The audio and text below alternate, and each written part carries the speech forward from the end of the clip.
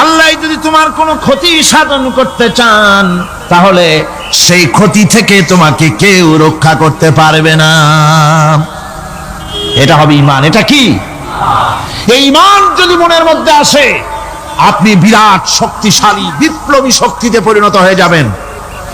আপনার যদি ঈমান থাকে যে দুনিয়ার কোন গুলির উপরে, কোন বুলেটের উপরে যদি আমার নাম লেখা থাকে, সারা পৃথিবী ওই গুলিবিদ্ধ হওয়া থেকে আমাকে বাঁচাইতে পারবে না। আর কোন গুলির উপরে, কোন বুলেটের উপরে যদি আমার নাম লেখা না থাকে, তাহলে গোটা বিশ্ব একযোগে প্রচেষ্টা করেও আমাকে গুলিবিদ্ধ করতে, এটার নাম কি? ঈমান। তাই আল্লাহ বলছেন যে আমি যদি কারো ক্ষতি করি, তাহলে এই ক্ষতি থেকে তাহলে তাকে কেউ বাঁচাইতে। ওয়াইয়ামসাসকা বিখাইরিন ফাহুয়া আলা কুল্লি শাইইন কাদির।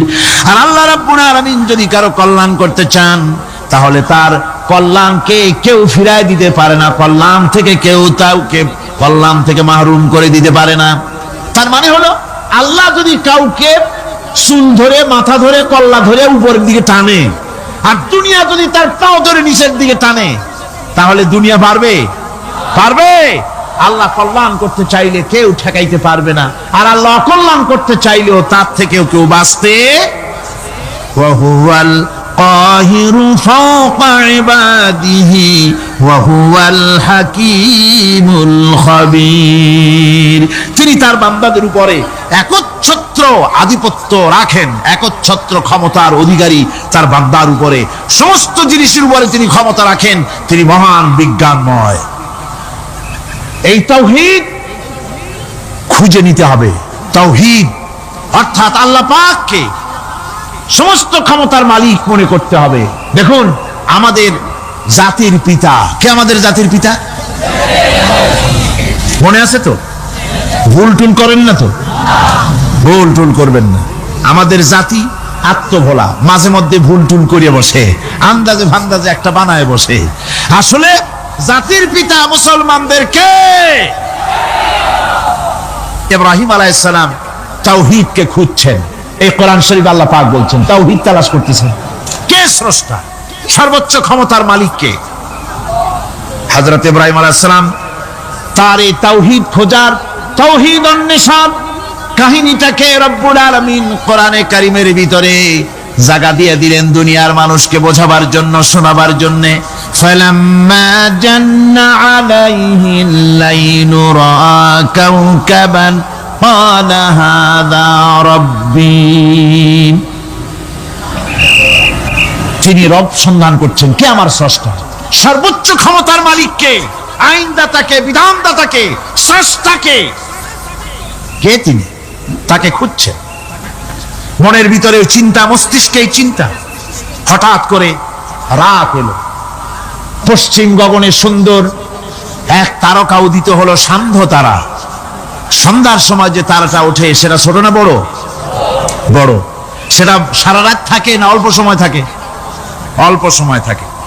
সান্ধ্য তারা দেখে ইব্রাহিম আলাইহিস সালাম বললেন, হাযা রাব্বী, পেয়ে গেছি আমার রব, এটাই আমার রব, এটাই হচ্ছে আমার স্রষ্টা, এটাই হচ্ছে সর্বময় ক্ষমতার মালিক।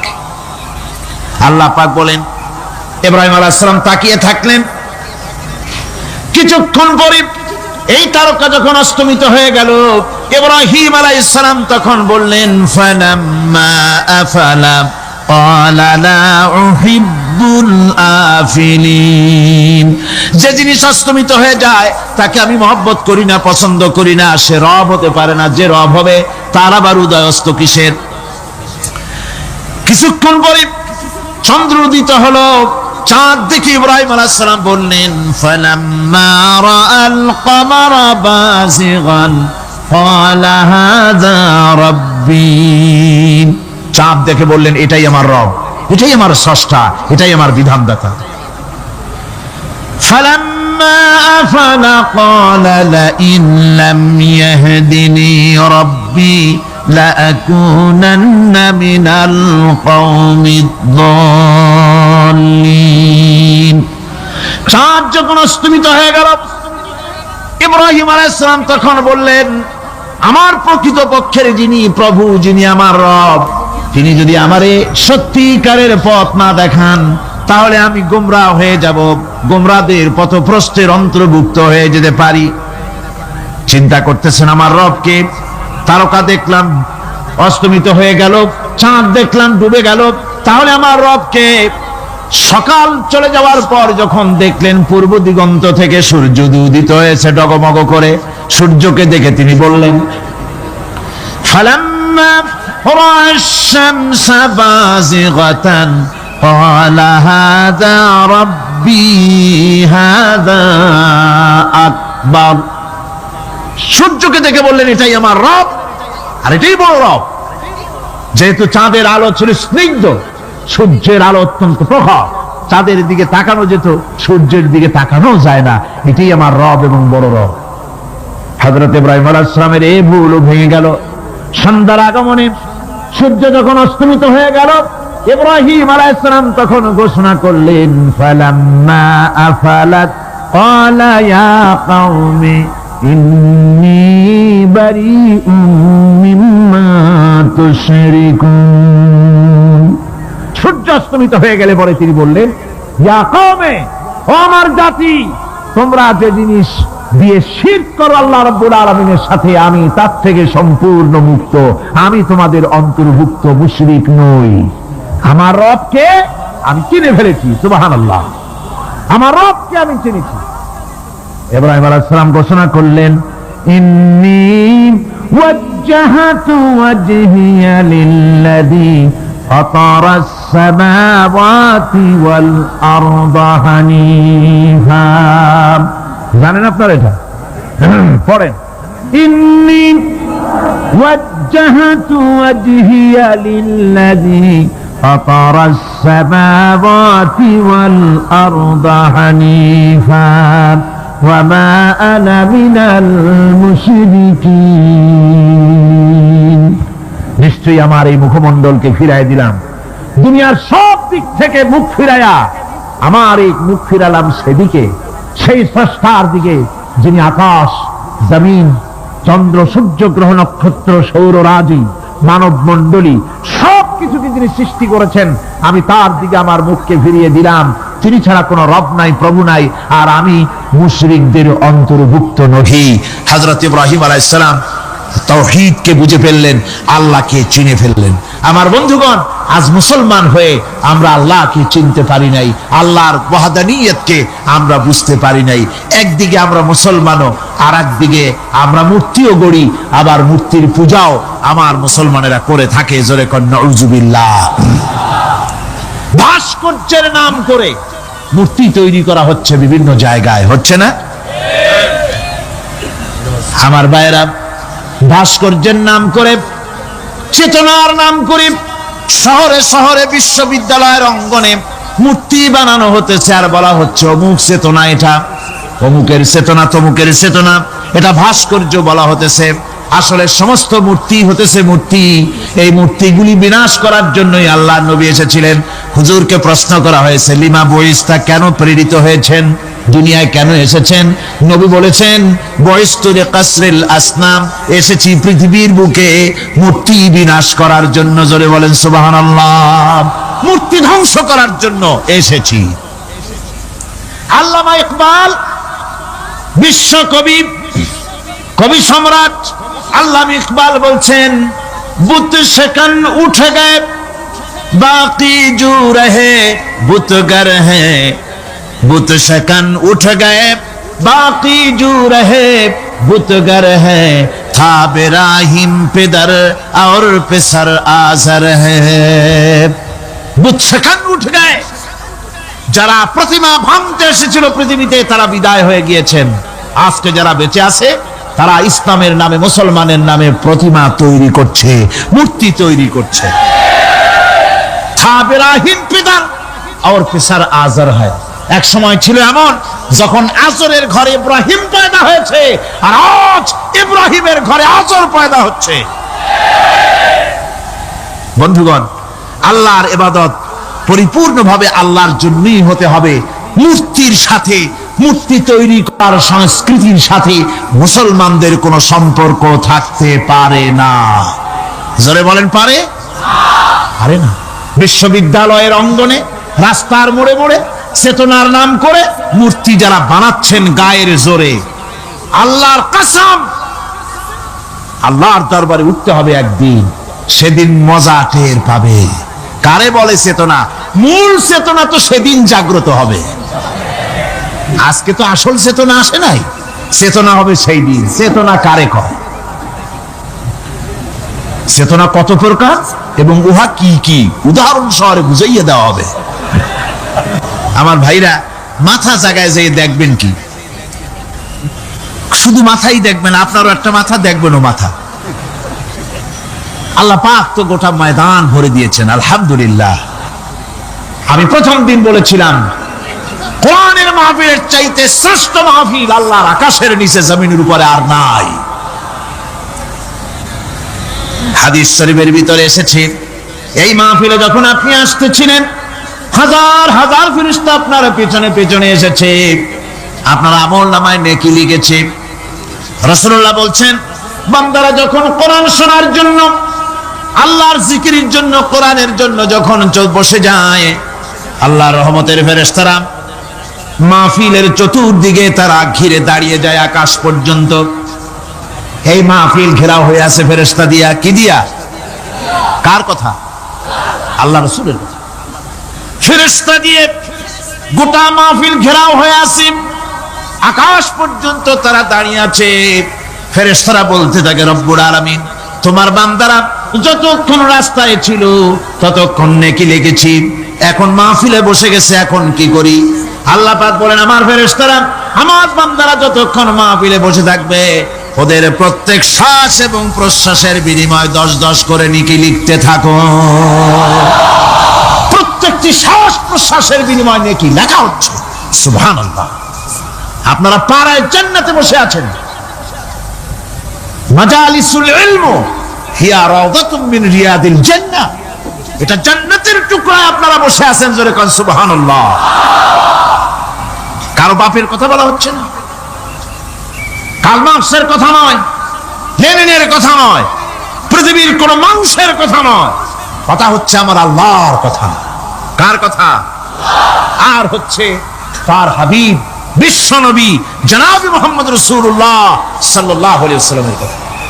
আমার ভাইয়েরা, সুতরাং তাওহীদ, তাওহীদ, তাওহীদকে বুঝতে হবে, বিশ্বাস করতে হবে, তাওহীদের উপরে জীবন গড়তে হবে। তাওহীদ হচ্ছে বিশ্ব মানবতার জন্য ঐক্যের প্রতীক। তাওহীদই পারে বিশ্ব মানবতাকে ঐক্যবদ্ধ করতে, আর কোনো জিনিসই পারে না।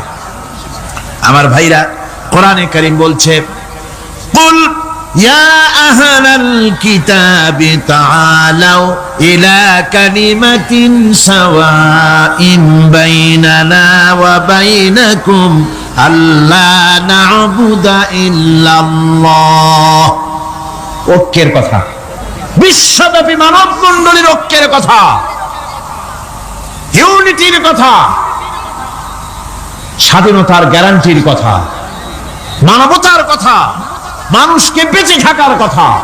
হে নবী বলুন, হে আহলে কিতাবেরা, এসো, তোমরা, আমরা, তোমরা আর আমরা এমন একটা কথায় ঐক্যবদ্ধ হই যা তোমাদের জন্য আর আমাদের জন্য সমভাবে প্রযোজ্য। কথাটা কি?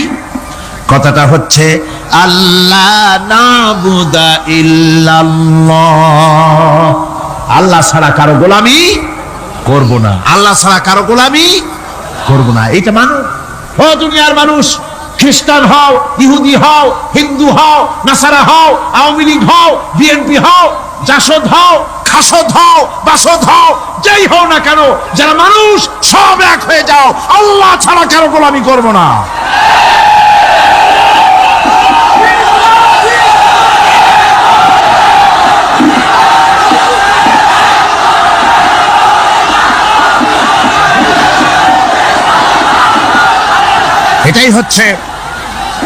এটাই হচ্ছে আল্লাহ পাকের পক্ষ থেকে গোটা বিশ্ব মানবতার ঐক্যের বাণী, বিশ্ব মানবতার ঐক্যের কথা। আল্লাহ না'বুদা ইল্লাল্লাহ, আল্লাহ ছাড়া কারো গোলামি করব না। এ কথা মানতে কারো অসুবিধা আছে? তিনি স্রষ্টা সুবহানাহু ওয়া তাআলা। তিনি বলছেন, পৃথিবীর মানুষেরা তোমাদের সৃষ্টি করেছি আমি, সুতরাং ঘোষণা করো আল্লাহ ছাড়া কারো গোলামি করব না, সকলের জন্য। কি সুন্দর কথা, সাওয়াইন বাইনানা ওয়া বাইনাকুম, তোমাদের জন্য আর আমাদের জন্য সমান, তোমরাও আল্লাহরে মানো আমরাও আল্লাহরে মানি, সুতরাং আল্লাহর গোলামি করতে অসুবিধা কোথায়?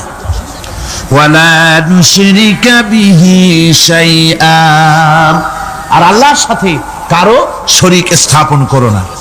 ওয়ালা ইয়াত্তাখিযা বা'দুনা বা'দান আরবাবাম মিন দুনিল্লাহ, আর আল্লাহ ছাড়া কাউকে রব বলে মেনে নেব না, সুপার পাওয়ার বলে মেনে নেব না, আইনদাতা বিধানদাতা হিসেবে মেনে নেব না। এই কথা যদি জগৎবাসী স্বীকার করত, আপনার স্বীকার করলে পরে ইউএনও লাগবে না, ইউনাইটেড নেশনস অর্গানাইজেশন লাগবে না, সেন্টো লাগবে না, সিয়াটো লাগবে না, আসিয়ান লাগবে না, সার্ক লাগবে না, কিচ্ছু লাগবে না। এই তিনটা কথা মানলেই সারে দুনিয়াবাসী। কয়টা কথা? আজকে শান্তি হয়ে গেছে পৃথিবীর মানুষের কাছে। সোনার হরিণ, সোনার হরিণ আছে নাকি? নাই। সোনার হরিণ যেমন ঘোড়ার ডিম, ঘোড়ার ডিম বোঝেন তো, নামে আছে কাজে নাই, সোনার হরিণ ওই রকম। শান্তি আজকে পৃথিবীর মানুষের কাছে সোনার হরিণ। শান্তির জন্য কত চেষ্টা করলো পৃথিবীর মানুষ, লিগ অফ নেশনস তৈরি হলো, ইউনাইটেড নেশনস অর্গানাইজেশন তৈরি হলো, সেন্টো সিয়াটো আসিয়ান সার্ক, কত কিছু হলো। 7টা দেশ মিলে সার্ক তৈরি করলো। শান্তির জ্বালায় আমরা অস্থির নাকি আমার বন্ধুগণ? সুতরাং আজকে 3টা কথায় পৃথিবীর শান্তি ফিরে আসতে পারে। কয়টা কথা? মাত্র 3টি কথায় এই উত্তপ্ত পৃথিবী, অশান্ত পৃথিবী, পৃথিবীর এই অশান্তিময় প্রজ্বলিত পৃথিবী, মানুষেরা যেখানে জ্বলছে আর জ্বলছে, সেই পৃথিবীতে শান্তি আসতে পারে মাত্র 3টি কথায়। আল্লাহ না'বুদা ইল্লাল্লাহ, আল্লাহ ছাড়া কারো গোলামি করব না, আর আল্লাহর সাথে কাউকে শরীক স্থাপন করব না, আল্লাহ ছাড়া কারো প্রভুত্ব মানব না। 3টা কথায় পৃথিবীতে আবার শান্তি ফিরে আসতে পারে। সুতরাং আমি তাওহীদের কথা আপনাদের বলতেছিলাম। কিসের কথা বলতেছি? তাওহীদ। তাওহীদ প্রতিষ্ঠিত হলে কেউ কারো উপরে প্রভুত্ব করতে পারবে না। এখন আল্লাহর তাওহীদের স্বরূপ ছোট্ট একটি সূরার মধ্যে ফুটে উঠেছে।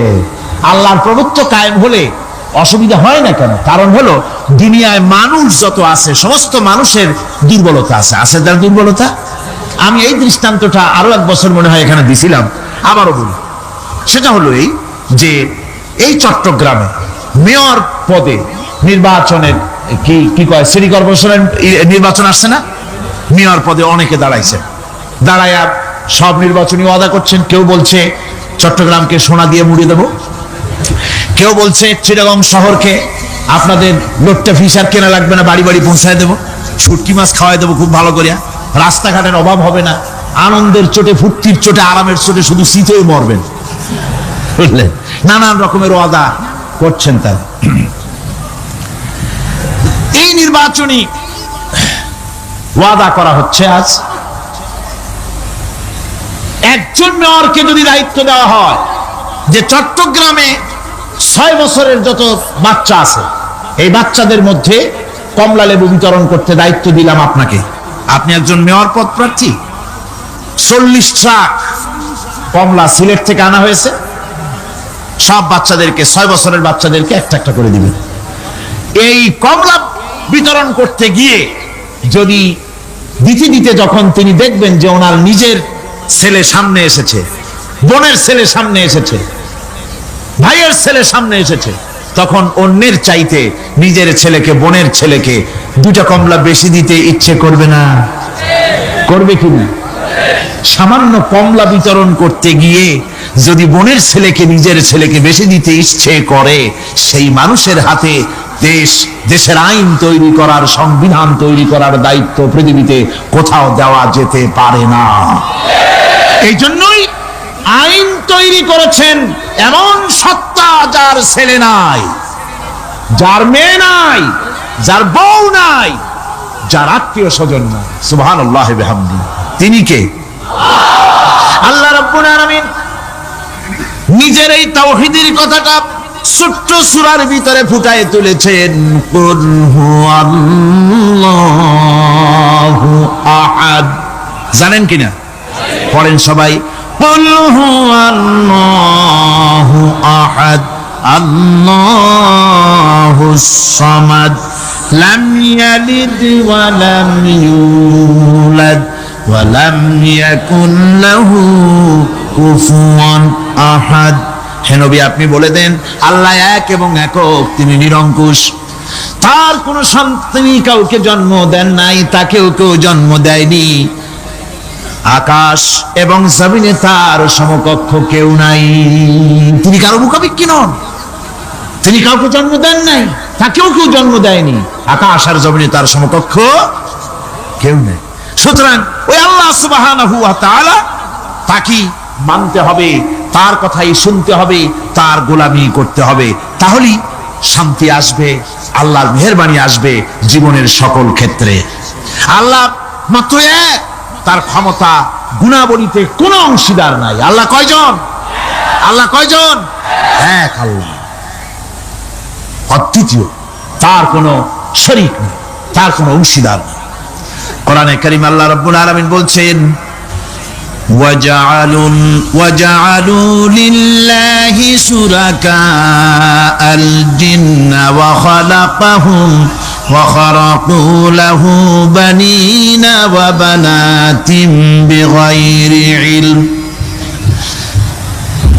একই কথা জানা সত্ত্বেও আল্লাহর সাথে শরীক বানায়ো না, আল্লাহর সাথে কাউকে অংশীদার বানায়ো না, তার কোনো ছেলে নাই মেয়ে নাই, অথচ তিনি সবাইকে সৃষ্টি করেছেন। সুবহানাহু ওয়া তাআলা আম্মা ইয়াসিফুন। পবিত্রতা সেই আল্লাহ পাকের, এবং তিনি তার সম্পর্কে যে চিন্তা করে লোকেরা যা কিছু বলে, এর থেকে আল্লাহ পাক ঊর্ধ্বে।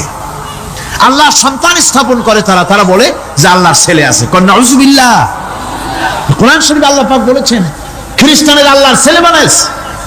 وقالت النصارى المسيح ابن الله। খ্রিস্টানেরা বলেছে মসিহ হচ্ছে আল্লাহর পুত্র। নাউযুবিল্লাহ।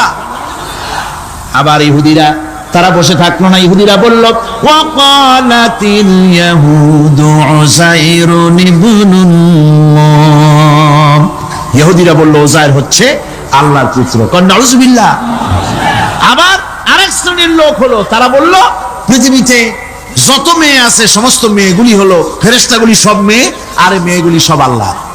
নাউযুবিল্লাহ মিন যালিক। আল্লাহ রাব্বুল আলামিন প্রতিবাদ করলেন আলাকুমুয যাকারু ওয়া লাহুল উনসা তিলকা ইযান কিসমাতুন দিযা। কে তোমরা সমস্ত পুত্র সন্তানগুলি নিজের জন্য নিয়ে নিলে, আর কন্যা সন্তানগুলি দিলে আমাকে, কেমন তোর ভাগ করলে? এটা আল্লাহ পাকের কোনো সন্তান নাই, আল্লাহ রাব্বুল আলামিনের কোনো সন্তান নাই, স্ত্রী নাই, পুত্র নাই, কেউ নাই। আল্লাহ পাক বলেন বাদিউস সামাওয়াতি ওয়াল আরদ। আসমান এবং জমিনের উদ্ভাবক হচ্ছেন তিনি। আন্না ইয়াকুনু লাহু ওয়ালাদুন ওয়া লাম তাকুন লাহু সাহিবা। তিনি তো, তার সন্তান হবে কি করে? তার তো জীবন সঙ্গিনী নাই, তার তো স্ত্রী নাই। আল্লাহ বলছেন আমার তো স্ত্রী নাই, অথচ তোমরা আমার সন্তান বানাচ্ছ।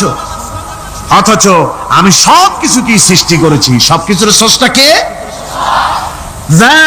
যালিকুমুল্লাহু রাব্বুকুম লা ইলাহা ইল্লা হুয়া খালিকু কুল্লি শাইইন ফা'বুদুহু ওয়া হুয়া আলা কুল্লি শাইইন কাদির। যালিকুমুল্লাহু রাব্বুকুম, তিনি এই হচ্ছে তোমাদের আল্লাহ, তিনি তোমাদের রব, তিনি ছাড়া কেউ নাই। সব কিছুর স্রষ্টা তিনি, তারই ইবাদত করো। সব জিনিসের উপরে একমাত্র তিনি ক্ষমতা রাখেন, তার চাইতে ক্ষমতাশীল, ক্ষমতাধারী, শক্তিশালী পৃথিবীতে আর কেউ হতে পারে না। আমার বন্ধুগণ, আল্লাহ রাব্বুল আলামিনের শক্তি, তার ক্ষমতার কথা আল্লাহ পাক আরেকটি আয়াতের মধ্যে বলেছেন, যে আয়াতটা নামাজের পরে আমরা পড়ি। কি আয়াত কোন তো? বলতে পারবেন? প্রত্যেক নামাজের পরে পড়ি আয়াতুল কুরসি। আয়াতুল কুরসি এমন একটা আয়াত, এই আয়াতটি সম্পর্কে রাসূল করিম সাল্লাল্লাহু আলাইহি ওয়াসাল্লাম বলেছেন, ফরজ নামাজের পরে, প্রত্যেক ফরজ নামাজের পরে যে ব্যক্তি আয়াতুল কুরসি পড়বে, আল্লাহ রাব্বুল আলামিন কিয়ামতের দিন আল্লাহর তার প্রতি দায়িত্ব হবে একটাই, যে আল্লাহ পাক ওই ব্যক্তিকে জান্নাত দিয়ে দিবেন। সুবহানাল্লাহ। কেন? এই আয়াতের মধ্যে কি আছে? এই আয়াতে আছে আল্লাহ পাকের তাওহীদের কথা স্পষ্ট করে বলা হয়েছে। আল্লাহু লা ইলাহা ইল্লা হুয়াল হাইয়ুল কাইয়্যুম। পড়েন সবাই, আল্লাহু লা ইলাহা ইল্লা হুয়াল হাইয়ুল কাইয়্যুম। আল্লাহ তিনি, যিনি ছাড়া কোনো ইলাহ নাই, তিনি সদা জাগ্রত, তিনি চিরঞ্জীব। লা তাখুযুহু সিনাতুন ওয়ালা নাওম।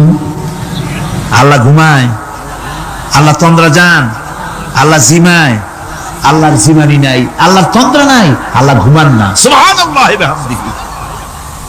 অহরহ তার সামনে রয়েছে গোটা পৃথিবী, গোটা আকাশ জমিন, সমস্ত সৃষ্টি জগৎ তার সামনে। তিনি ঘুমান না, তার কোনো তন্দ্রা নাই, তার কোনো নিদ্রা নাই। আল্লাহ কোথায় আছে? আল্লাহ কোথায়? এটি আকীদার প্রশ্ন, এটি আকীদার প্রশ্ন। আপনাকে বুঝতে হবে, জানতে হবে আল্লাহ কোথায়। আল্লাহ পাক হচ্ছেন আলাল আরশি ইস্তাওয়া। আল্লাহ পাক আরশে আজিমে সদা সর্বত্র বিরাজিত। এ কথার অর্থ কি?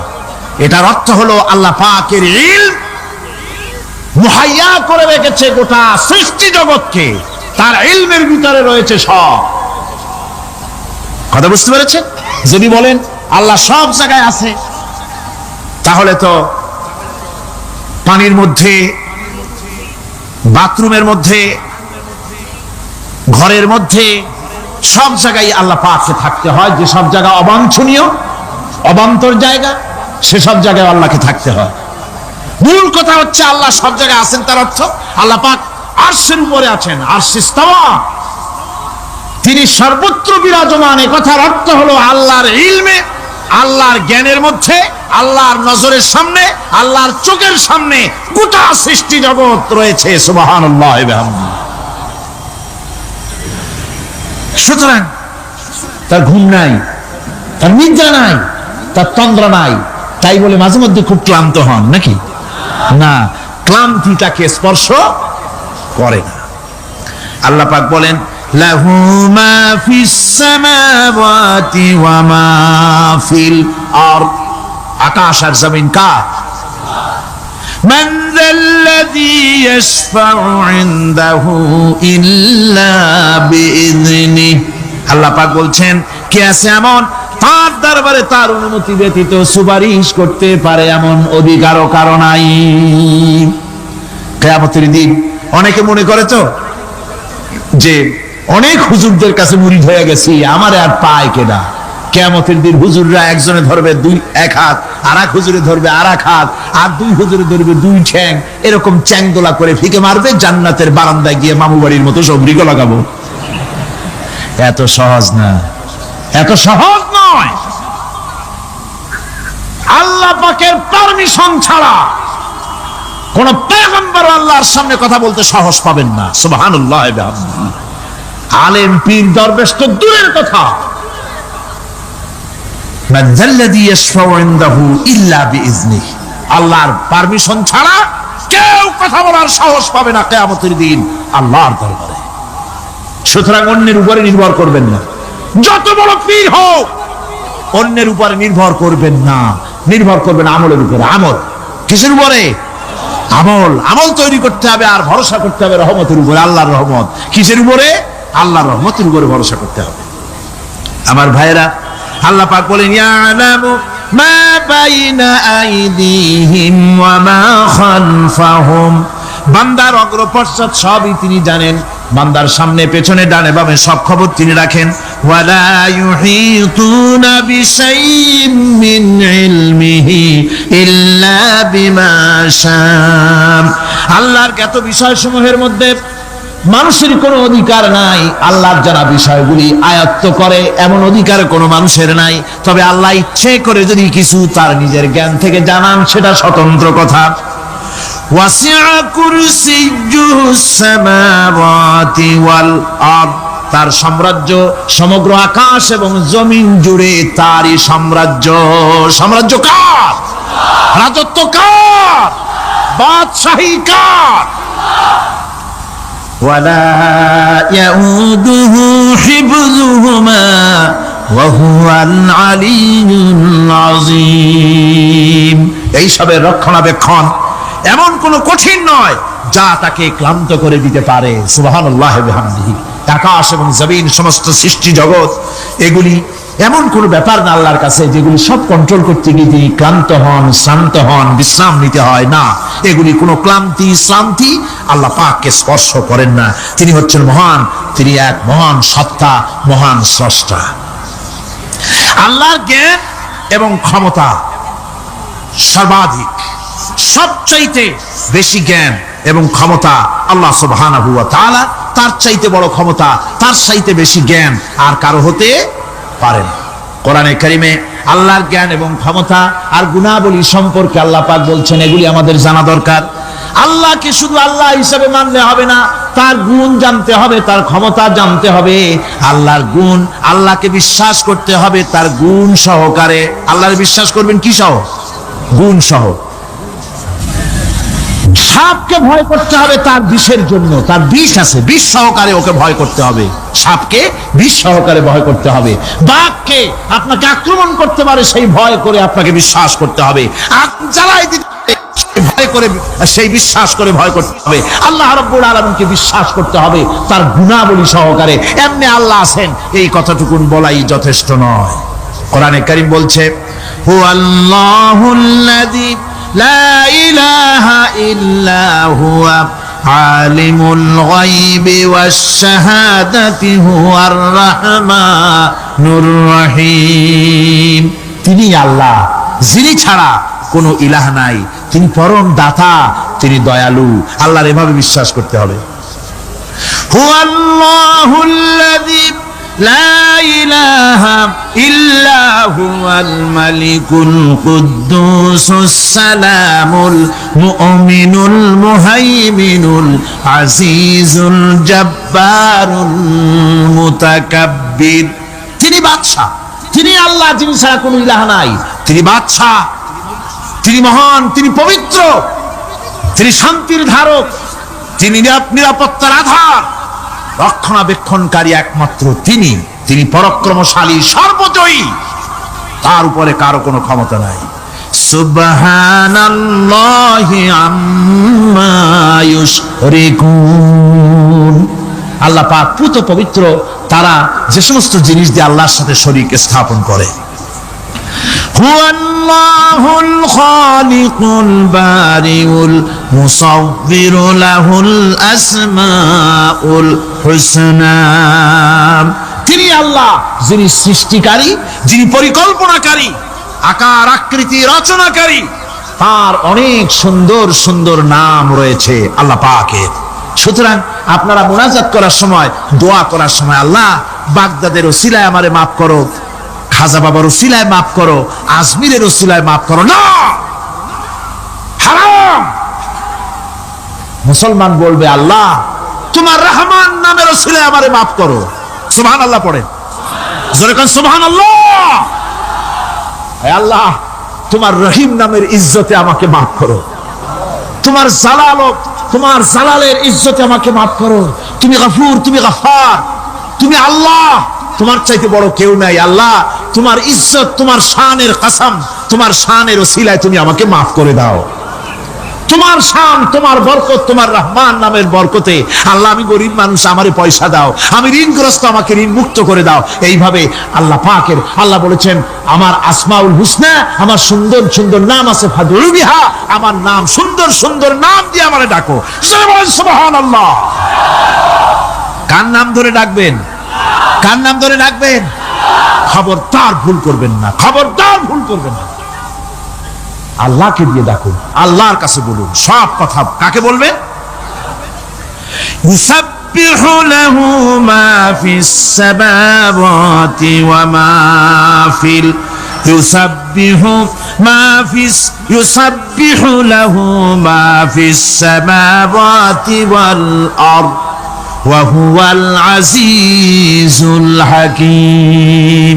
আসমান জমিনে যা কিছু আছে সব আল্লাহর পবিত্রতা ঘোষণা করছে, আল্লাহর তাসবিহ পড়ছে। তুমি শুধু গাফেল, তুমি আল্লাহরে ডাকো না। তোমার মরণ হয় গিয়ে কোথায় কবর আছে, মাজার আছে, ওই সব জায়গায় গিয়ে মরো আল্লাহরে থুইয়া। আজীব তামাশা, আজীব তামাশা। দুনিয়ার সব আল্লাহর জিকির করছে, আল্লাহর স্মরণ করছে, আল্লাহর তাসবিহ পড়ছে। জোরে কোন সুবহানাল্লাহ। আমার ভাইরা, আমরা কার কথা বলছি? মুহাব্বতের সাথে বলেন কার কথা? আমার আল্লাহকে কেউ যদি অন্তরের অন্তঃস্থল থেকে একবার যদি ডাকে আল্লাহ, আমার ভাইরা, মনের ডাক আর মুখের ডাক একরকম। दिल से जो बात निकलती है असर रखती है पर नहीं मगर ताकते परवाज रखती है। অন্তর থেকে যে কথা বেরোয় সে কথা প্রভাব বিস্তার থাকে, ডানা নাই কিন্তু ওড়ার ক্ষমতা রাখে। অন্তর থেকে কথা বলা, মুখের কথা বলা আলাদা। কলিজা, অন্তরের অন্তঃস্থল থেকে, হৃদয়ের কন্দর থেকে কেউ যদি একটা বার বলে আল্লাহ, কোন বান্দা যদি অন্তরের অন্তঃস্থল থেকে একবার যদি আল্লাহকে ডাকে আল্লাহ, আল্লাহ পাক 70 বার সাড়া দিয়া বলেন বান্দা কি চাও, আমি হাজির। কি চাও? আমি তোমার কাছে আছি। সুবহানাল্লাহ, সুবহানাল্লাহ। এই আল্লাহ রাব্বুল আলামিন কে মহব্বত করতে হবে। তাওহীদের তাকাজা, তাওহীদের মূল বক্তব্য হচ্ছে ভালোবাসতে হবে আল্লাহকে। কাকে ভালোবাসতে হবে? বউর চাইতে, মায়ের চাইতে, বাপের চাইতে, সন্তানের চাইতে, জীবনের চাইতে কাকে ভালোবাসতে হবে? আল্লাহ সুবহানাহু ওয়া তাআলা, তাকে ভালোবাসতে হবে। আল্লাহ রাব্বুল আলামিন বলেন ওয়া মিনান নাসি মান ইয়াত্তাখিযু মিন দুনিল্লাহি আনদাদান ইউহিব্বুনাহুম কাহুব্বিল্লাহ।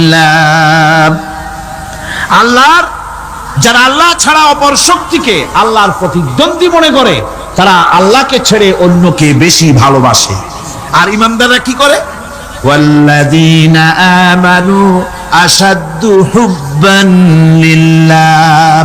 যারা নাকি ইমানদার তারা জীবনের সব চাইতে আল্লাহ রাব্বুল আলামিনকে বেশি ভালোবাসে, আল্লাহকে বেশি ভালোবাসে যারা নাকি ইমানদার। সুতরাং আল্লাহকে বেশি ভালোবাসতে হবে, মুহাব্বত করতে হবে আল্লাহকে বেশি। আল্লাহ পাককে তাওহীদের মূল বক্তব্য, আল্লাহকে বেশি ভালোবাসো। তাওহীদের মূল বক্তব্য হচ্ছে আল্লাহ পাককেই সেজদা করো। সেজদা কারে করবেন? কারে করবেন?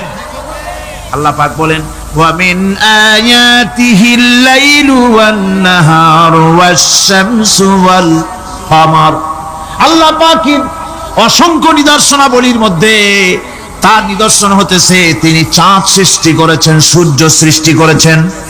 লা তাসজুদু লিশ-শামসি ওয়ালাল কমার ওয়াসজুদু লিল্লাহিল্লাযী খালাকাহুন্না ইন কুনতুম ইয়্যাহু তা'বুদুন।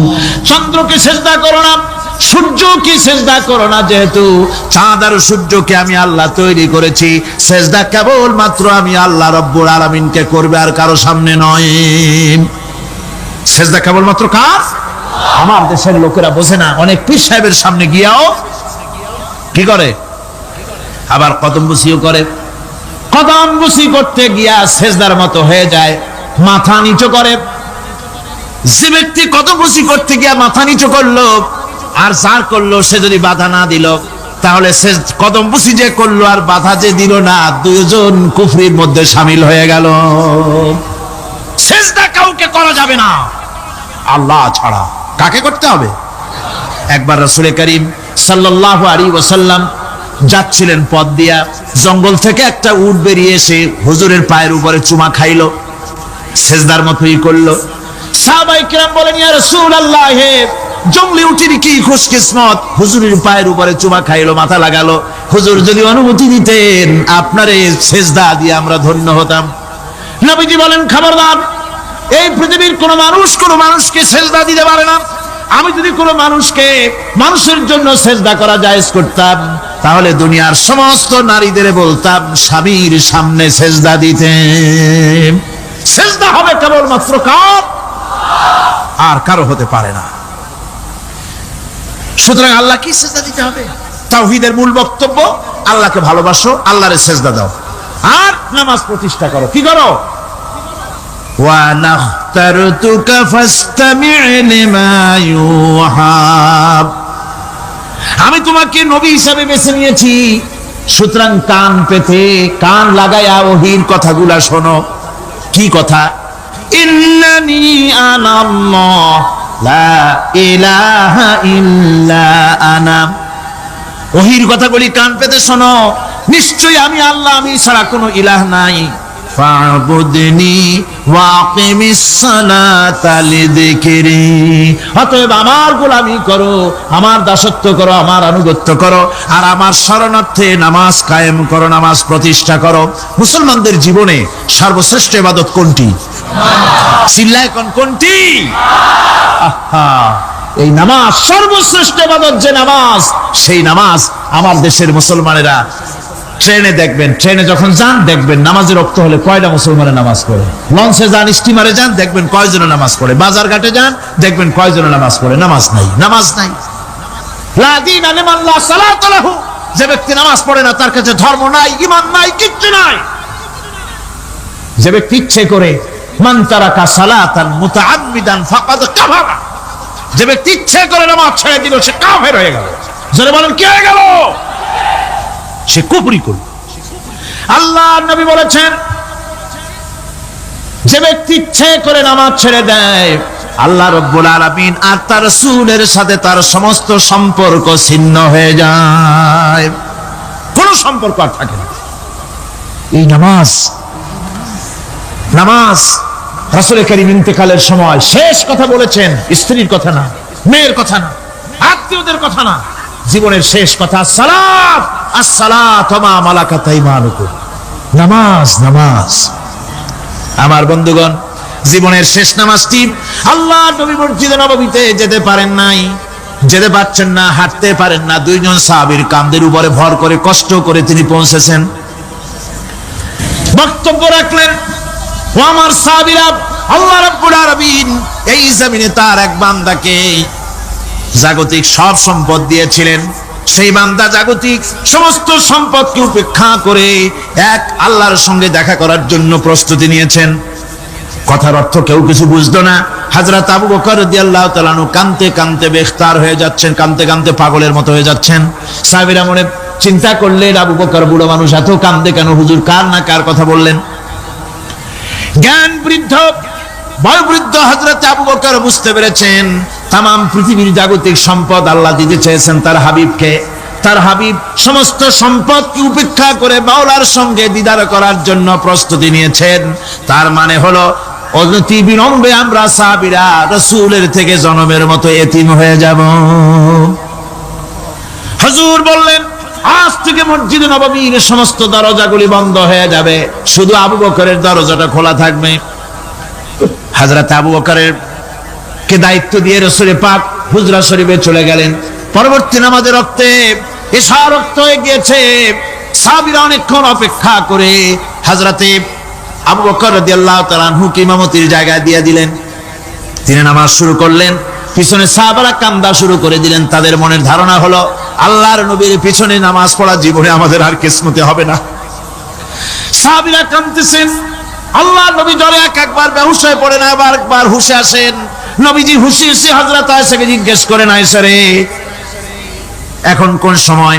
হযরত আয়েশা বলেন, হুজুর নামাজের রক্ত হয়ে গেছে, সাহাবায়ে কিরাম আপনার অপেক্ষা করে জামাত শুরু করে দিয়েছেন। হুজুর বলেন, দরজাটা খুলে দাও, আমি একটু দৃশ্যটা দেখি। দরজা খুলে দেওয়া হলো। হযরত আয়েশার কাঁধের উপরে ভর করে হুজুর মাথা উঁচু করে মসজিদে নববী নামাজের দৃশ্য দেখে কিছুক্ষণ তাকায় থেকে শুয়ে পড়লেন। হুজুরের দুই চোখ দিয়ে পানি বেয়ে পড়তে লাগলো।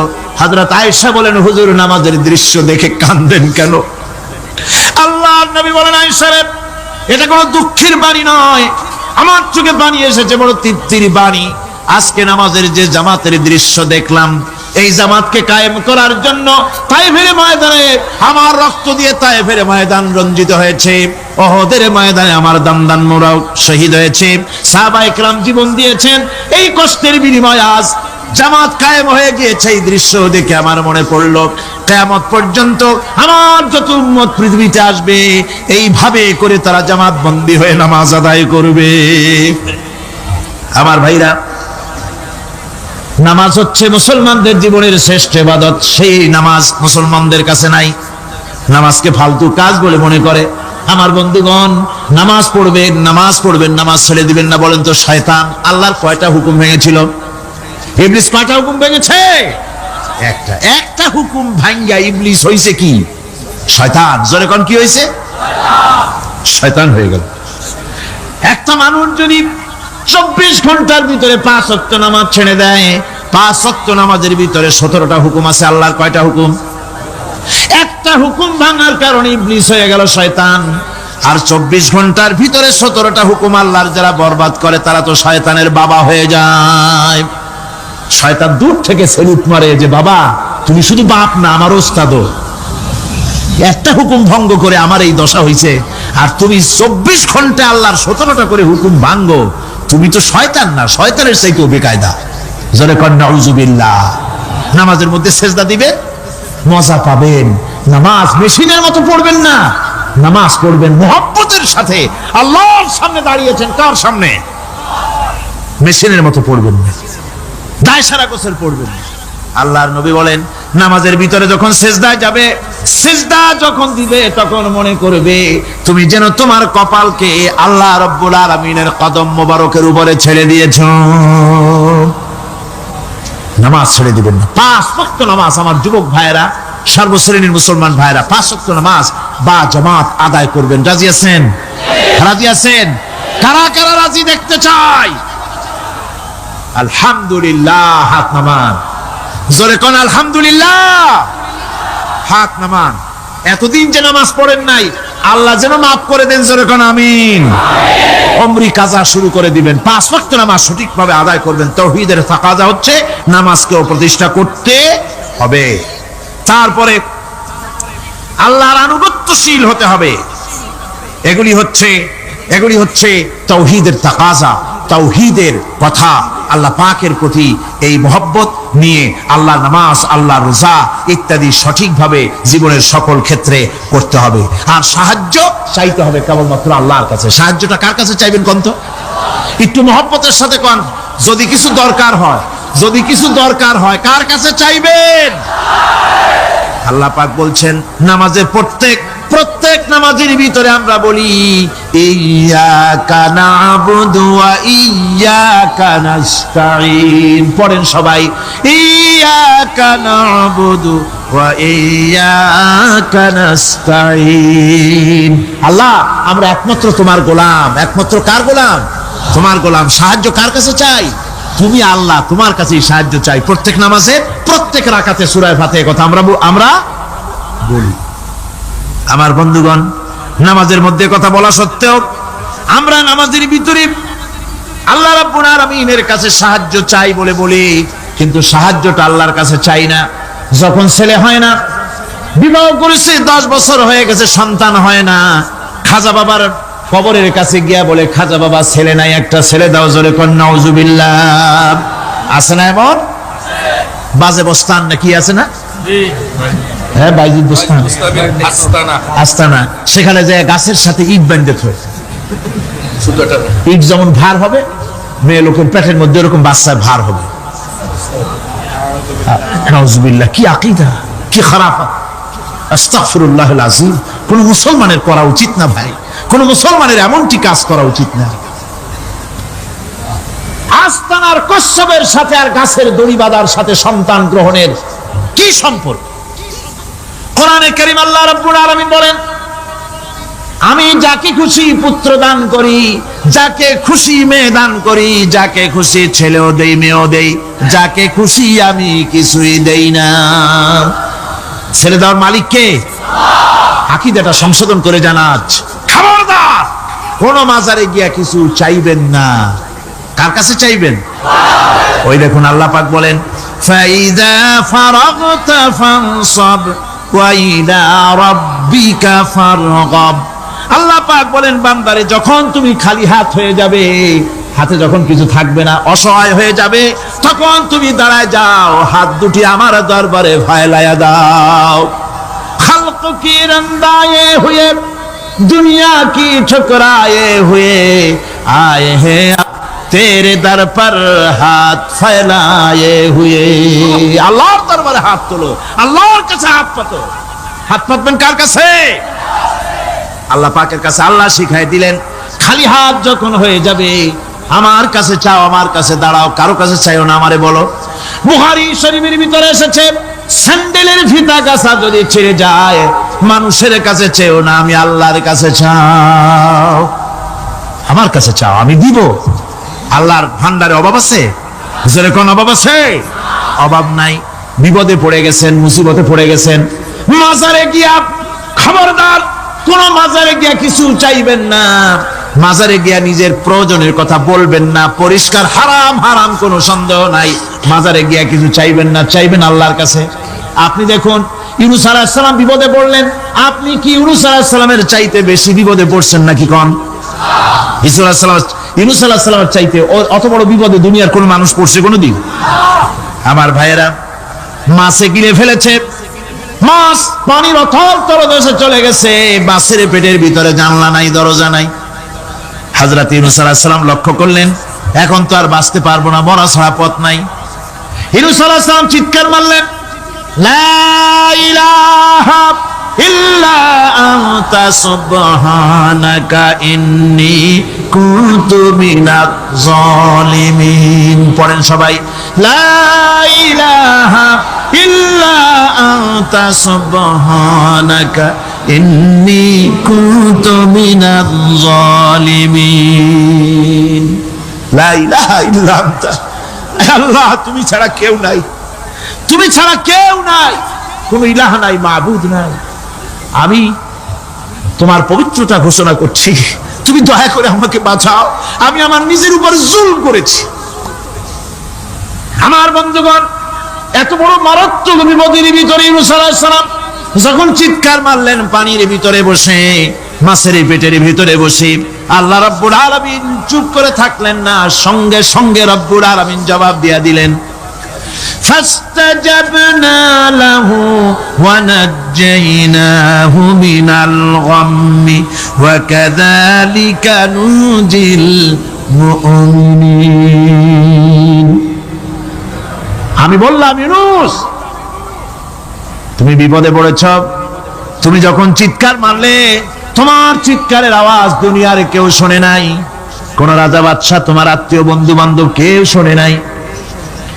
নদীর অতল তলদেশে মাছের পেটের ভিতরে বসে যে চিৎকার তুমি মারলে, পৃথিবীর কেউ শোনে নাই, আমি তোমার আরশের মালিক আল্লাহ রব্বুল আলামিন শুনেছি। শুধু শুনি নাই, জবাব দিয়া দিলাম, মাছের পেটের ভিতরে বেদনার সৃষ্টি করে দিলাম। মাছ ভেটে উঠল নদীর উপরে, ব্যথার চোটে মাছ দেখলো, বমি করা ছাড়া পথ নাই, মাছ দরিয়ার কিনারে গিয়া বমি করে ফালাই দিল ইউনূস আলাইহিস সালামকে। আল্লাহ বলেন, ইউনূস রে বাঁচায় দিলাম। ও পৃথিবীর মুমিনেরা, শুধু ইউনূসকে নয়, পৃথিবীর মুমিন বান্দারা যখন বিপদে পড়বে আর আমার কাছে যদি তারা প্রার্থনা করে, আমার কাছে সাহায্য চাই, ওয়া কাযালিকা নুজিল মুমিনিন, এইভাবে করে আমি মুমিনদেরকেও বিপদ থেকে বাঁচাইয়া দিব।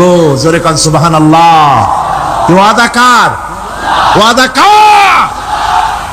সুতরাং মাজারে নয়, মসজিদে গিয়া কাঁদবেন। কোথায় গিয়া কাঁদবেন? কোথায়? মসজিদে গিয়া কাঁদবেন। আল্লাহ তাআলা বলেন, আমি কোরআনে কারীমকে বোঝার জন্য এবং মুখস্থ করার জন্য মানুষের কাছে আমি সহজ করে দিয়েছি। এটা যদি আল্লাহ সহজ না করতেন তাহলে এত বড় কিতাব মুখস্থ করা এটা কি মানুষের জন্য সম্ভব? বলেন সম্ভব? পৃথিবীতে কোনো ধর্ম এমন নাই যাদের যেই ধর্মের লোকেরা তাদের ধর্মগ্রন্থ মুখস্থ করতে পেরেছে, এমন কোন ধর্ম পৃথিবীতে নাই। কিন্তু কোরআন শরীফ 540টি রুকু, 114টি সূরা, 30টি পারা, 6066টি আয়াত এ মানুষেরা মুখস্থ করতে সক্ষম হয়েছে। সুবহানাল্লাহ। এটি করার কে তৌফিক দিয়েছেন? আল্লাহ তাআলা। তবে আমাদেরকে মনে রাখতে হবে যে কোরআন শরীফ মুখস্থ করার জন্য শুধু তেলাওয়াতের জন্য নাজিল হয় নাই। কোরআন শরীফ নাজিল হয়েছে আমরা যেন তেলাওয়াত করতে পারি, আমরা যেন বুঝতে পারি, আমরা যেন এটার উপরে জীবন গড়তে পারি, সেই জন্য কোরআন নাজিল হয়েছে।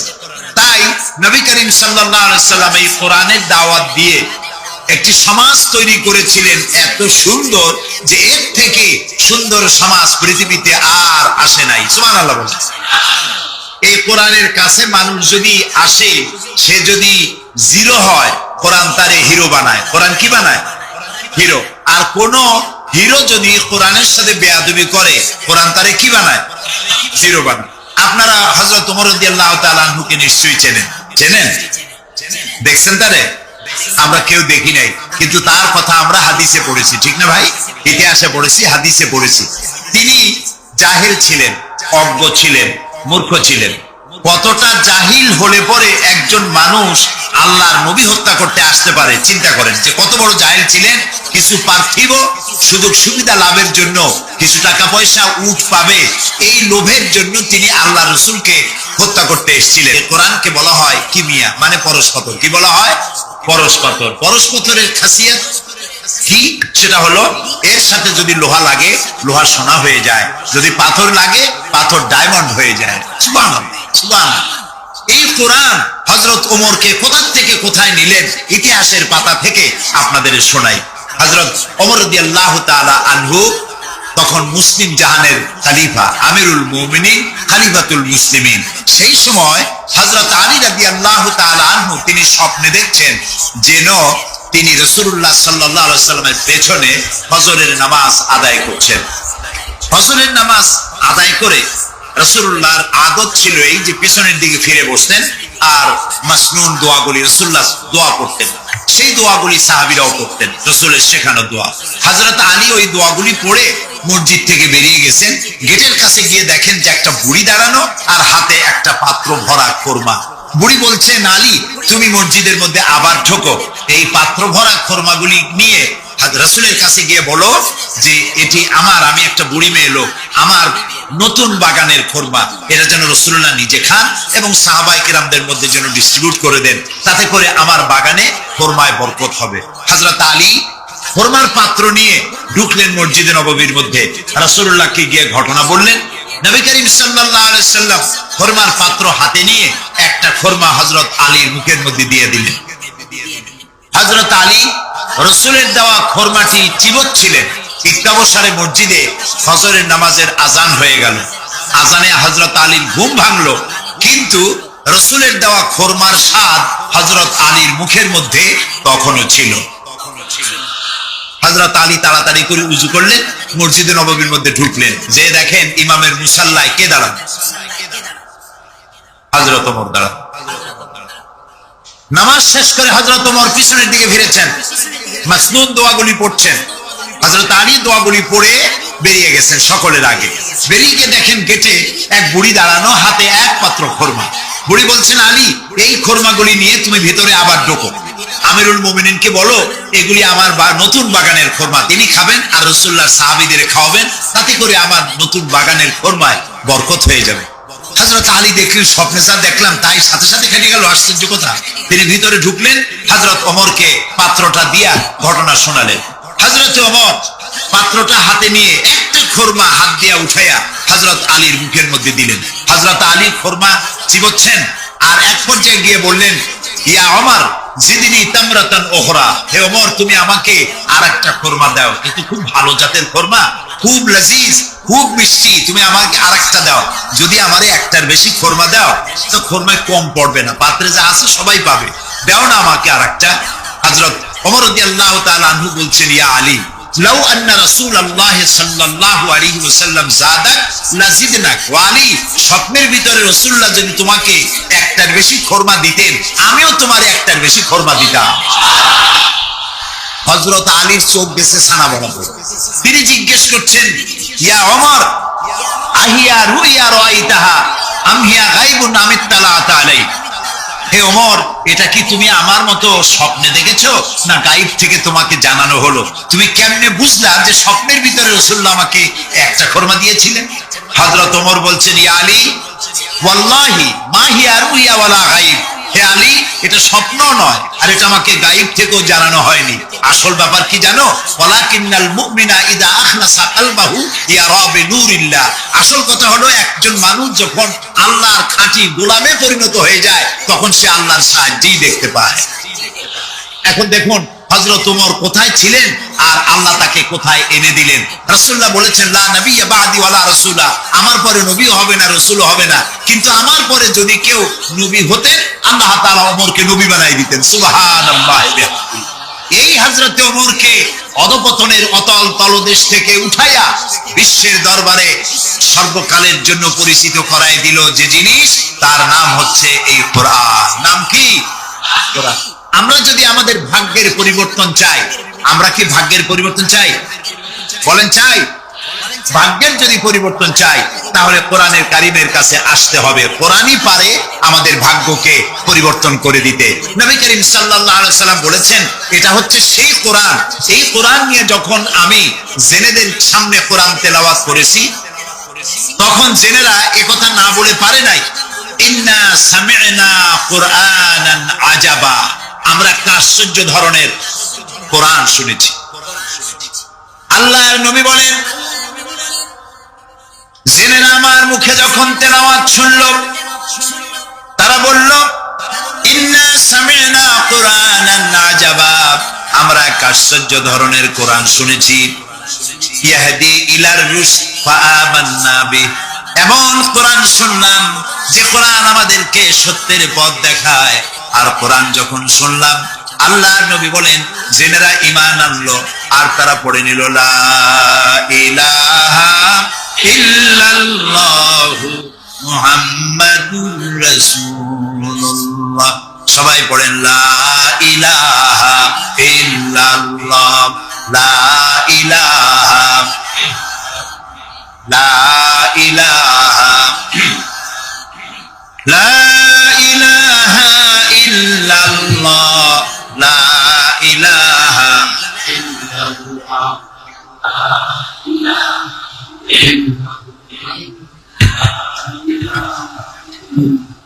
লা ইলাহা ইল্লাল্লাহু মুহাম্মাদুর রাসূলুল্লাহ।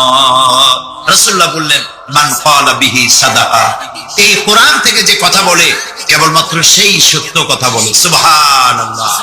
প্রিয় ভাই সব, আমাদের তো কপাল খারাপ। কারা কি বক্তৃতা করলো, সেই বক্তৃতায় কোরআন নাই, হাদিস নাই, যা কইলো তাই বিশ্বাস করে সেদিকে দৌড়াইলাম। কিন্তু আল্লাহ তাআলার নবী বলছেন, কোরআনের রেফারেন্স দিয়ে যারা কথা বলে, ওদের কথাই সত্য কথা। সুবহানাল্লাহ বলবেন না?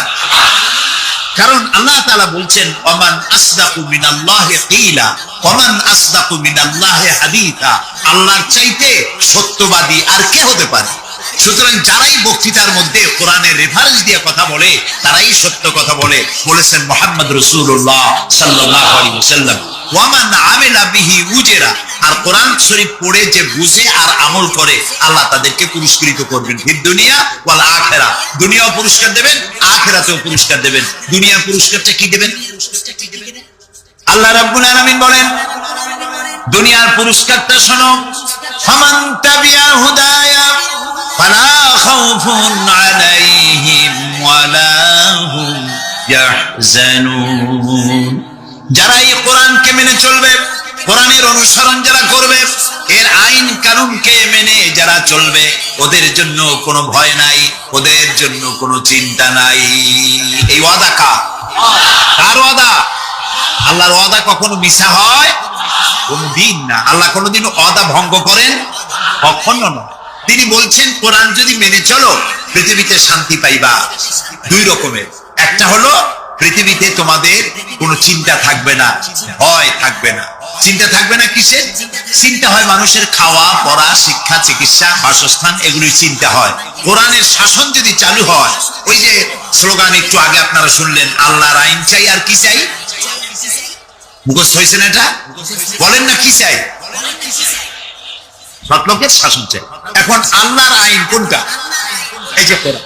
কোরআনের আইন যদি হয় আর সৎ লোক যদি ক্ষমতায় থাকে আর কোরআনের আইন যদি চালু হয়, চুরি, ডাকাতি, জেনা, ব্যভিচার, হত্যা, ধর্ষণ ওই সমাজে থাকবে না। সুবহানাল্লাহ কোন। এই যে আমাদেরকে আজ এই কোন কোন দেশ আমাদেরকে সন্ত্রাসী বলে, আসলে ওরা হলো সন্ত্রাসের দাদা। আমরা তো সন্ত্রাসী না। এই পৃথিবীতে মুসলমানরাই সব থেকে বেশি শান্তিপ্রিয়। এর চাইতে শান্তিপ্রিয় জাতি পৃথিবীতে আর নাই। সুবহানাল্লাহ বলি, আলহামদুলিল্লাহ বলি। আপনি দেখেন না, আপনি দেখেন না, এই যে আল্লাহর ঘর যখন নির্মাণ হলো, কে আল্লাহর ঘর নির্মাণ করছিলেন? কন্ত আমাদের জাতির পিতা। কে করেছিলেন? জাতির পিতা কে? এইটা নিয়ে পেঁচ লাগাবেন না তো, ভালো করে মনে রাখবেন, এই নিয়ে কোনো পেঁচাপেচি নেই। মুসলমান মিল্লাতের পিতা কে? ইব্রাহিম আলাইহিস সালাম। তিনি আল্লাহর ঘর বানালেন, তিনি রাজমিস্ত্রি হিসেবে কাজ করলেন, আর একজন হেল্পার ছিলেন সাথে, তিনিও পয়গম্বর ছিলেন। কে তিনি? ইসমাঈল আলাইহিস সালাম। বাপ বেটা দুজনে মিলে আল্লাহর ঘর নির্মাণ করে ফেললেন। আর এরপরে তারা দোয়া করলেন। হযরত ইব্রাহিম আলাইহিস সালাম দোয়া করলেন, রব্বি জাল হাদাল বালাদা আমিনান, হে আল্লাহ তাআলা তুমি এই শহরকে নিরাপত্তার শহর বানাও। নিরাপত্তা হচ্ছে সন্ত্রাসের বিপরীত কথা। আল্লাহ তুমি এই শহরকে নিরাপত্তার শহর বানাও। আল্লাহ কি দোয়া কবুল করছিলেন না করেন নাই? সাথে সাথেই দোয়া কবুল করেছেন আল্লাহ তাআলা। আল্লাহ তাআলা বলেছেন, ওমান দাখালাহু কানা আমিনান, যেই প্রবেশ করবে আমার এই পবিত্র শহরে আমি তাকে নিরাপত্তা প্রদান করব। সুবহানাল্লাহ। আজ আমাদেরকে সন্ত্রাসী যারা বলে, তারা দেখুক কোরআনের সব আইন সৌদি আরবিয়ায় নাই। আপনারা বলেন তো, পৃথিবীতে অপরাধ প্রবণতা, কারাপশন, ক্রাইম পৃথিবীতে সব থেকে কম হয় কোন দেশে? কোন দেশে? কিন্তু কোরআন শরীফের সবটা আইন সেখানে চালু নাই। কিন্তু কিছু আইন চালু আছে, তাতে এত শান্তি, লক্ষ লক্ষ নারী পুরুষ একসাথে ঘোরাফেরা করে, হজের সময় একসাথে। বুঝদারে ভাই, এরকম শামিয়ানা নাই, বিল্ডিং নাই, খোলা মাঠে উন্মুক্ত আকাশের নিচে শুয়ে থাকে, বসে থাকে, হাঁটাচলা করে। ১৫০০ বছরের ইতিহাসে নাই যে কোন নারী সেখান থেকে লাঞ্ছিতা হয়েছে, অপমানিতা হয়েছে। সুবহানাল্লাহ বলবেন না? এটা কোরআন শরীফ। এটা কি? আল্লাহ তাআলা এখানে বলছেন, আওয়ালাম ইয়ারাউ আন্না জাআলনা হারামান আমিনান, তোমরা কি দেখতে পাও না যে আমি এই শহরকে কিভাবে নিরাপত্তার শহর বানিয়েছি? যখন পৃথিবীর চতুর্দিকে মারামারি, কাটাকাটি, হত্যা, ধর্ষণ, ছিনতাই সব চলছে গোটা পৃথিবীতে, তখন আমার হারামের দিকে তাকিয়ে দেখো তো কত নিরাপত্তা আমি প্রদান করেছি। সুবহানাল্লাহ। শান্তিপ্রিয়, পৃথিবীতে মুসলমানদের চাইতে শান্তিপ্রিয় আর কোন জাতি নাই, হতে পারে না। আলহামদুলিল্লাহ বলি। এখন আল্লাহ তাআলা বলছেন যে ফামান তাবিআ হুদায়া ফালা খাউফুন আলাইহিম ওয়ালা হুম ইয়াহজানুন। প্রিয় ভাই সব, কোরআনের কথা বলতে গেলে রাতের পর রাত লেগে যায়, কারণ এক মহাসমুদ্র। এটা কি মহাসমুদ্র? কোরআন। এই কোরআন আল্লাহ তাআলা আমাদেরকে শুধু তেলাওয়াত করতে পাঠান নাই। আমাদের অভ্যাস হয়েছে যে খালি তেলাওয়াত করি, মুখস্থ করি। দেখেন না, রমজান মাস শেষ হয়ে গেলে পরে বন্ধু বান্ধব, আত্মীয় স্বজন সব এক জায়গায় বসে এক একজন গল্প করে, ভাই আমার পুত্রবধূ 13 খতম, আমার বউ 7 খতম, আমার নাতনি 11 খতম, আর আমি এমনি খতম হয়ে গেছি।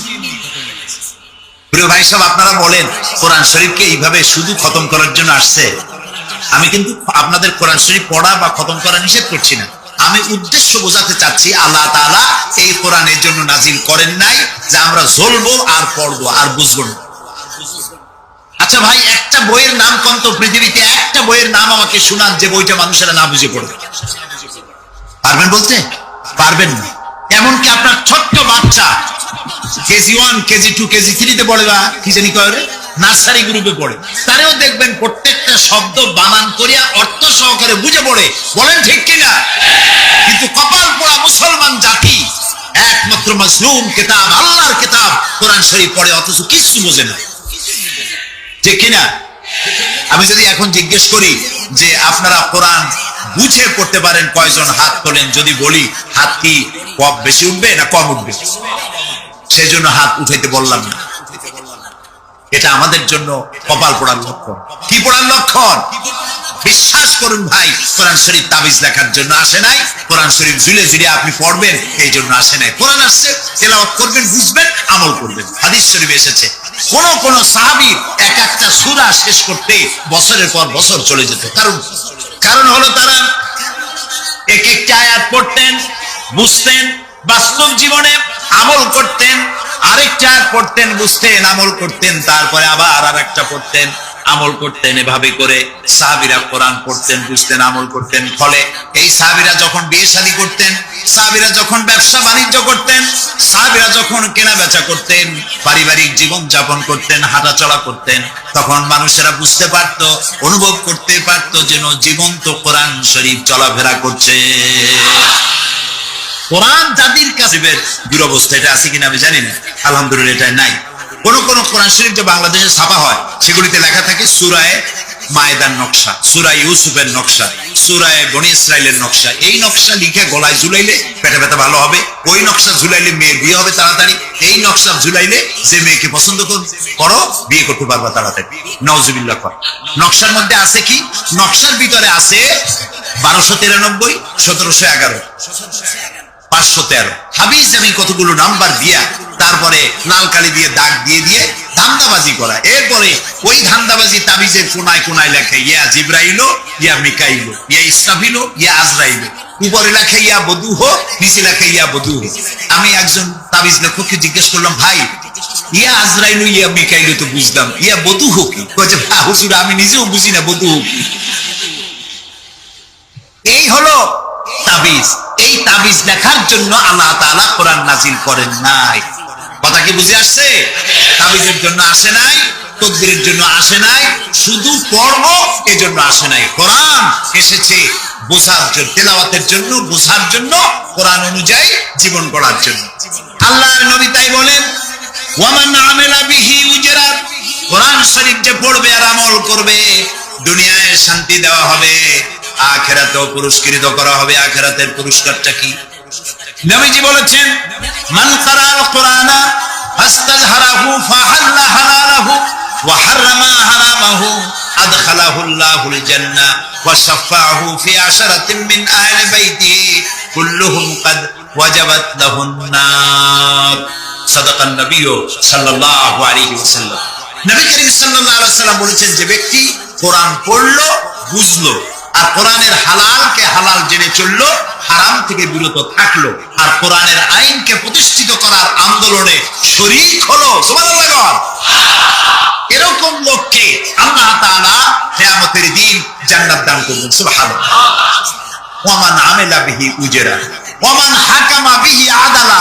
এই কোরআন শরীফ দিয়ে যে বিচার করবে, আল্লাহ তাআলা বলছেন সেই করবে কেবলমাত্র জাস্টিস, জাস্টিস, ইনসাফ কায়েম করতে পারবে, যে কোরআন দিয়ে বিচার ফয়সালা করবে। আমাদের দেশে এই যে কোর্ট কাছারি আদালত আছে, এই কোর্ট কাছারি আদালতগুলি কোরআন দিয়ে যদি বিচার করতেন সেটা ইনসাফ হতো। যেহেতু ইনসাফ, আল্লাহর চাইতে ইনসাফগার আর কেউ নাই। আছে কি বলেন? নাই। এখানে ধরুন একজন মানুষ যদি একজনের একটা ঠ্যাং ভাঙে ফেলাই দিল, তাহলে বিচার কি হবে? ব্রিটিশ ল যেটা আছে, বাংলাদেশ পেনাল কোড যেটা আছে, এই পেনাল কোডে বলা হবে যে সলিমুদ্দিন ঠ্যাং ভাঙছে বসিরুদ্দিন, যে ভাঙছে তার জন্য শাস্তি এই হবে 6 মাসের জেল, 2000 টাকা জরিমানা করে দিবে। এখন আপনি বলেন বিচার মাপে কি দিয়া? ইনসাফের প্রতীক কি? ইনসাফের প্রতীক দাড়িপাল্লা। এই দাড়িপাল্লায় এখন আপনি ওজন দেন ইনসাফ। ঠ্যাং ভাঙছে কার? সলিমুদ্দিন, তার ভাঙ্গা ঠ্যাং এক পাশে এক পাল্লা। আর বসিরুদ্দিন ভাঙছে ঠ্যাং, সেই কারণে তার 2000 টাকা জরিমানা আর 6 মাসের জেল আর এক পাল্লায় রাখেন। এবার দাড়ি ধরে টান দেন, সমান হবে? যদি 50,000 টাকা জরিমানা হয় আর 6 বছরের জেল হয়, তাও কি সমান হবে? হবে। সমান হবে কি হলে? সমান হবে ওই সলিমুদ্দিন ভাঙ্গা ঠ্যাং এক পাল্লায় দেন, আর যে ভাঙছে তার নাম কি? বসিরুদ্দিন। বসিরুদ্দিন কেউ যদি থাকে রাগ করবেন না, আমি একটা দৃষ্টান্ত দিচ্ছি। এখন ওই বসিরুদ্দিন ভাঙ্গা তার একটা ঠ্যাং ভাঙ্গা যদি এই পাল্লায় রাখেন, এখন যদি টান দেন তাহলে সমান হবে কিনা বলুন? এটা হচ্ছে কোরআন। এই কোরআন বলছে পায়ের বদলে পা, হাতের বদলে হাত, নাকের বদলে নাক, চোখের বদলে চোখ, জানের বদলে জান। সুবহানাল্লাহ। এটা ইনসাফ। এই ইনসাফ হচ্ছে কোরআনের দেওয়া ইনসাফ। সুতরাং আল্লাহ তাআলা নবী বলছেন ওমান হাকামা বিহি আদালা, যে ব্যক্তি এই কোরআন দিয়ে বিচার ফয়সালা করবে, যে ব্যক্তি, যে পরিবার, যে সমাজ, তারা ইনসাফ কায়েম করতে পারবে। যেহেতু আল্লাহর চাইতে ইনসাফগার পৃথিবীতে আর কেউ নাই, আকাশেও নাই, জমিনেও নাই। রাসূলুল্লাহ বলছেন ওয়ামান দা ইলা ইলাইহি হুদিয়া ইলা সিরাতিল মুস্তাকিম, যে ব্যক্তি কোরআনের দিকে মানুষকে দাওয়াত দেয়, সেই একটি সহজ সরল রাস্তার দিকে দাওয়াত দেয়, যে রাস্তার শুরু পৃথিবী থেকে আর রাস্তার শেষ জান্নাতুল ফেরদাউসে গিয়ে। সুবহানাল্লাহ। এটা হচ্ছে সেই কোরআন। বুঝতে না পারার কারণে আমরা বিপদে পড়েছি। প্রিয় ভাই সব, আপনারা আছেন কষ্টে, বসেছেন পানির মধ্যে, আছেন দাঁড়াইয়া, মাথার উপরে সেরা সামিয়ানা বিরক্ত করছে। আমি লম্বা করতে চাই না, অল্পের মধ্যে ছেড়ে দেই, যাতে করে আপনাদের সুবিধা হয়, কষ্ট না হয়।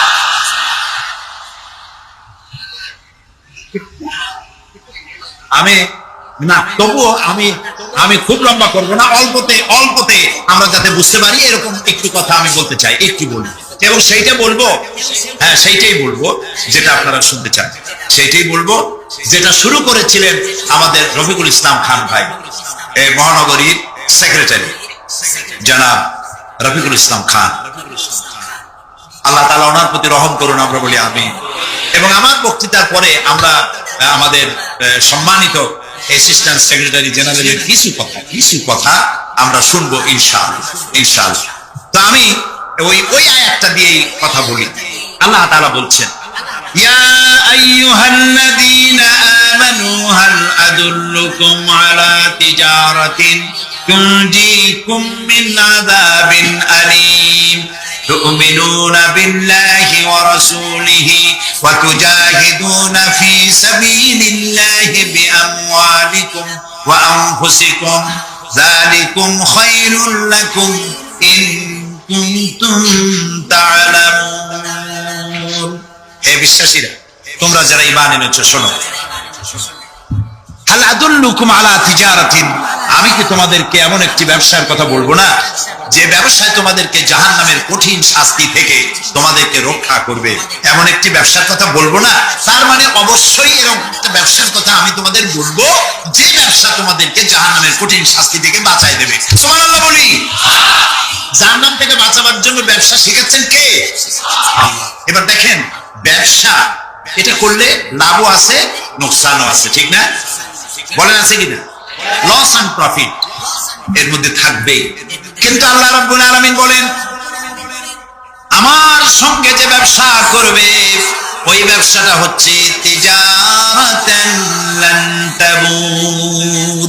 আমার সাথে যে ব্যবসাটা করবা এই ব্যবসায় কোনো নোকসান নাই, শুধু লাভ লাভ আর লাভ। কে বলতেছে এরকম একটা ব্যবসা করবেন? আমি জানি আমরা লাভের ব্যাপারে খুব আছি, লোকসানে আমরা কেউ নাই। মানুষ লেখাপড়া জানুক আর না জানুক, লাভ যেখানে সেখানে মানুষ ছাপ দেয় তাড়াতাড়ি। ওই যে বলে না যে এই হিসাব না জানলে কি হবে, কম দিলে টের লাভ। আমরা লাভ খুব ভালোই বুঝি, এই জন্য এটা কোরআনও নয় হাদিসও নয়, একটু রূপক কথা। এক ব্যবসায়ী নাকি কিয়ামতের দিন হাজির করা হবে, ফেরেশতা তাকে বলবে যে আল্লাহর বান্দা, তোমার পাপ আর পুণ্য, নেক আর বদ এই দুটি সমান সমান হয়ে গেছে, 50-50। এখন কোন জায়গায় যাবা? কবে এসে যাবা না দোজখে যাবা? ব্যবসায়ী লোকটা কিছু জানে না, সে কয় যে ফেরেশতা ভাই, আমি তো দোজখে চিনি না, বেহেশতও চিনি না, সারা জীবন ব্যবসা করছি, যে জায়গায় গেলে আমার 2 টাকা লাভ হয় ওইখানে আমার পাঠাবো। মানুষ লাভ খুব ভালো বোঝে এবং লাভের দিকে মানুষ ঝোঁকে বেশি। এই জন্য আল্লাহ তাআলা বলছেন হাল আদুল্লুকুম আলা তিজারাতিন তুনজিকুম মিন আযাবিন আলীম, যেটা লাভ আর লাভ। আমার সাথে ব্যবসা করো, শুধু লাভ হবে। এই ব্যবসার মধ্যে পুঁজি হলো 3টা। ব্যবসার মধ্যে পুঁজি কয়টা? 3টা। আল্লাহ রাব্বুল আলামিন বলেন তুমিনুনা বিল্লাহি ওয়া রাসূলিহি ওয়া তুজাহিদুনা ফি সাবিলিল্লাহ। 3টি পুঁজি। একটি হলো আল্লাহর প্রতি ঈমান, রাসূলের প্রতি ঈমান এবং আল্লাহর রাস্তায় জিহাদ করা, মাল দিয়া জান। এই কয়টা হলো? তিনটা। চলুন এই তিনটি কথার ব্যাখ্যা করে তারপরে মোনাজাত করব সংক্ষেপে, যেন আমরা আল্লাহর সাথে ব্যবসাটা শুরু করতে পারি আজকে থেকেই। আল্লাহ যেন তৌফিক দেন, বলেন আমিন। এক নম্বর হচ্ছে তুমিনুনা বিল্লাহ, আল্লাহর প্রতি বিশ্বাস, আল্লাহর প্রতি ঈমান, বলেন আল্লাহর প্রতি ঈমান। এখন আপনারা বলবেন যে এটা কোনো নতুন কথা হলো না, আল্লাহর প্রতি ঈমান আনছি, যদি ঈমানই না থাকতো তাহলে কি বৃষ্টির মধ্যে এই পানির মধ্যে আমরা কি বসে থাকতাম? 100% সত্য কথা। ঈমান না থাকলে কেউ আসতেনও না, আর এই পানির মধ্যে ঝড়ের মধ্যে বাঁশ ভাঙ্গে মাথায় পড়তে পারে এই ঝুঁকি নিয়ে বসতেন, ঠিক কিনা ভাই? আমরা সবাই ঈমানদার। তবে আল্লাহর উপর ঈমান আনতে হলে 4টি শর্ত লাগে। কয়টি শর্ত? 4টি শর্ত ফুলফিল করলে আল্লাহর উপর ঈমান এনেছি বলে প্রমাণিত হবে, নইলে আল্লাহ আছে একথা নুরা পাগলাও বলছে। নুরা পাগলার বলা আর আপনার আমার বলা এটা তো এক হওয়ার কথা না, ঠিক কিনা বলে? তা আল্লাহর উপর ঈমান আনতে হলে শর্ত কয়টা? 4টে। 1 নম্বরের শর্ত হলো আল্লাহর জাত সম্পর্কে স্বীকার করে নেওয়া, আল্লাহর অস্তিত্ব, আল্লাহ আছেন এটা মেনে নেওয়া। তো আল্লাহ আছেন এই ব্যাপারে আমাদের কোনো দ্বিমত নেই, ঠিক না? এবং কোরআনে কারীমের ছোট্ট একটি সূরায় আল্লাহ তাআলা তার নিজের জাত, দুনিয়া এই আকাশে এবং জমিনে তার সমকক্ষ কেউ নাই, তিনি এক, তিনি একক, তিনি ছিলেন, তিনি আছেন এবং তিনি থাকবেন। লাইসা কামিসলিহি শাইউন, তার মতো কেউ নাই। তবে প্রশ্ন ওঠে আল্লাহ আছেন কোথায়? এরকম একটা প্রশ্ন করা যেতে পারে, আল্লাহ কোথায় আছে? বলতে পারবেন কোথায় আছে? এটি নিয়ে বিভ্রান্তি আছে মানুষের মধ্যে। কেউ বলেন আল্লাহ সদা সর্বত্র বিরাজিত, সব জায়গায় তিনি আছেন। এই কথাটি সত্য নয়। আল্লাহ যদি সব জায়গায় থাকা লাগে তাহলে পৃথিবীর মধ্যে ভালো জায়গাও আছে, খারাপ জায়গাও আছে। আছে না খারাপ জায়গা? আমি সেসব জায়গার নাম নিলাম না, আপনারা বুঝেন। তাহলে আল্লাহ সব জায়গায় থাকলে এই কথা যদি সত্য হয় তাহলে এটি অত্যন্ত বেয়াদবিমূলক কথা, এ কথা ঠিক না। আল্লাহ আছেন কোথায়? আল্লাহ নিজেই বলছেন তিনি কোথায় আছেন। কোরআনে কারীমে রব্বুল আলামিন তিনি কোথায় আছেন একথা তিনি নিজেই বলে দিয়েছেন। আর-রাহমানু আলাল আরশি ইসতাওয়া, আল্লাহ তাআলা আরশের উপরে আছেন, সুবহানাল্লাহি ওয়া বিহামদিহি। এবং প্রত্যেক রাত্রে তিনি শেষ রাত্রে প্রথম আকাশে আসে, নবী করিম সাল্লাল্লাহু আলাইহি সাল্লাম বলেছেন। প্রিয় ভাই সব, তো আল্লাহ তাআলা সদা সর্বত্র বিরাজমান যে কথাটা বলা হয় এটা আক্ষরিক অর্থে ওরকম না, এটা ব্যাখ্যা সাপেক্ষে কথা। আল্লাহ সদা সর্বত্র সব জায়গা সম্পর্কে ওয়াকিফান, তিনি সব জানেন, সব দেখেন। তিনি সামিউন, তিনি বাসিরুন, তিনি দেখতে পান, তিনি শুনতে পান। আপনার আমার দেখার মধ্যে কোনো বাধা, প্রাচীর, অবস্ট্রাকশন কিছু একটা থাকতেই পারে। আল্লাহ দেখার মধ্যে কোনো বাধা নাই। অন্ধকার রাতেও দেখেন, কুয়াশাচ্ছন্ন হলেও দেখেন, মেঘের মধ্যেও দেখেন, তার দেখায় কোনো বাধা নাই, তার শোনায় কোনো বাধা নাই। এমনকি মহাসাগরের অতল তলদেশে ছোট্ট পাথরের গায়ে লাগানো একটি ছোট্ট পোকা, যাকে মাইক্রোস্কোপ যন্ত্র ছাড়া দেখা যায় না, এমন ছোট্ট সূক্ষ্ম একটি পোকাও যদি, ক্ষুদ্র একটি পোকাও যদি পেটের জ্বালায় অথবা ক্ষুধার জ্বালায় চিৎকার মারে, কেউ শুনতে পায় না। আরশের মালিক আল্লাহ রব্বুল আলামিন তা শুনতে পান।